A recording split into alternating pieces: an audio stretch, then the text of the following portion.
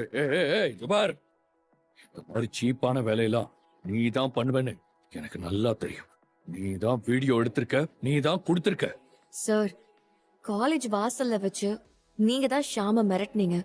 நான் எதர்ச்சியா அங்க வந்தேன். ஷாமையும் கவிதாவையும் உங்ககிட்ட இருந்து காப்பாத்தி நான் உள்ள அனுப்புனேன். உங்க கண்ணு முன்னாடி நின்னு தானே சார் பேசுனேன்.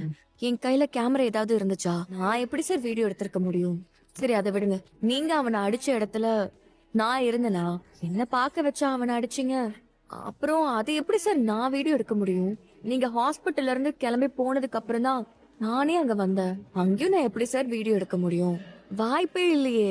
நியூஸ் எதுவும் பார்க்கலன்னு சொல்றேன். ஆனா வீடியோ பத்தி கரெக்டா சொன்னீங்க. அது எப்படி? சார், நீங்க தானே சார் இப்ப கேட்டீங்க. நான் கேட்டேனா? இங்க பாருங்க சார், வீட்டுக்கு வந்து நீங்க மிரட்டினத நான் வீடியோ எடுத்தேன் தான். ஆனா அதுவும் பிளான் பண்ணல எடுக்கல. எதர்ச்சியா நடந்த சம்பவம். அப்புறம் நீங்க கேட்டுக்கிட்டதுனால நான் அந்த வீடியோவை டெலீட் பண்ணிட்டேன். அதுக்கப்புறம் எந்த வீடியோவும் நான் எடுக்கல சார். ஆமா இதெல்லாம் அப்பா, நான் எந்த தப்பும் பண்ணல. நீங்க டென்ஷன் ஆகாதீங்க. நீங்க பொறுமையா இருங்கப்பா. எனக்கு எதுவுமே புரியல. வீடியோவை டெலீட் பண்ணதோட நான் ஒதுங்கிட்டேன் சார். நீங்க நான் மன்னிப்பு கேட்கணும்னு எதிர்பார்த்தீங்க. ஆனா நான் அதை பண்ணல. உங்க கோவத்துக்காக இப்படி வீண் பழி சுமத்துறதெல்லாம் ரொம்ப தப்பு சார்.